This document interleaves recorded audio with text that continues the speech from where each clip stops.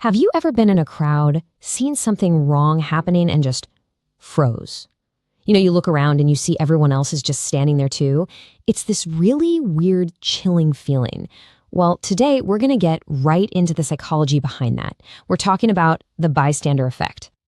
So let's go back to 1964, New York City. A woman named Kitty Genovese is walking home. Out of nowhere, she's attacked. And this wasn't quick. It was loud, it went on for over half an hour, and her screams echoed through the neighborhood. Dozens of her neighbors heard everything from their apartment windows.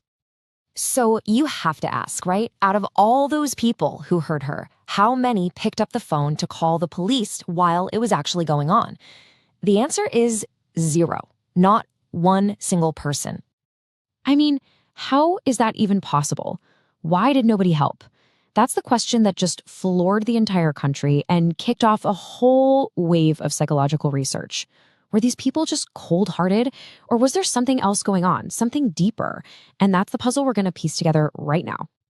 Okay, so this terrible story, it actually gave scientists a name for this very weird and disturbing pattern of, well, a crowd doing nothing. Psychologists John Darley and Bibb Latané called it the bystander effect. And the core idea is actually pretty simple, but it's also incredibly powerful. Basically, the more people there are watching an emergency, the less likely it is that any one person will step up and help. It's a total paradox.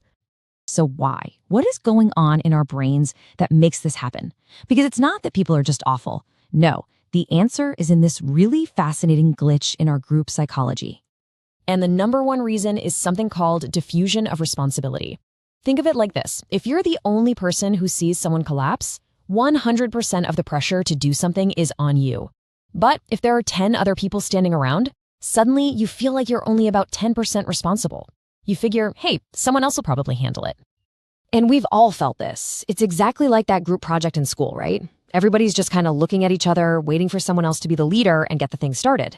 That's what's happening here. That same hesitation, but the stakes are obviously way, way higher. But, it's not just about diffusing responsibility. That's a huge part of it, but it's not the whole story. There are a couple of other powerful forces that are basically gluing our feet to the floor in these moments. The first one is called social influence. We are social animals, so in any situation where we're not sure what to do, what's our first instinct? We look around to see what everyone else is doing. We're trying to get cues on how we're supposed to act. There was this incredible experiment where researchers pumped smoke into a room. Now, if a person was in there alone, they reported it almost instantly. But when they put a person in a room with a bunch of actors who were told to just stay calm and ignore the smoke, the real person often did nothing. They just sat there thinking, well, if nobody else is freaking out, I guess this isn't a real emergency. Even when their own eyes and nose are telling them something is seriously wrong. And then there's the other big one, the fear of looking like an idiot. It's this deep social fear of messing up, overreacting, and having a whole bunch of people stare at you. I mean, it makes perfect sense, doesn't it? Nobody wants to be that person who screams fire in a crowded theater only to find out it was just a fog machine for the show. That feeling of potential embarrassment can be so strong that it literally paralyzes us. We'd rather do nothing than risk looking foolish. So what the researchers realized is that helping isn't just one single choice. It's actually a whole process. It's like a 5-step mental checklist you have to go through before you can take action. And if you get stuck on any one of those steps, well, no help is given. So here's the checklist. Step 1, you have to actually notice something is happening. Step 2, you have to decide, okay, this is a real emergency. Step 3, you have to assume personal responsibility. This is my job to help. Step 4, you got to know how to help. Like, do you know CPR? And finally, step 5, you have to actually do it. You have to take action. And this is the key. That whole diffusion of responsibility thing we talked about, it attacks the process right in the middle. It completely shatters step 3. You can notice the event, you can know it's an emergency, but if you don't feel like it's your job to do something, the chain is broken, and you just stand there. Now, you might be thinking, okay, this is all fascinating stuff from the 60s.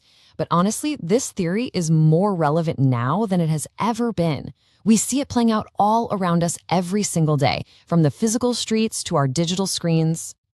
I mean, think about it. You see it when a crowd of people pulls out their phones to film an accident instead of calling 911. You see it online with the digital bystander effect, where hundreds of people can see someone getting cyberbullied, but nobody says a word.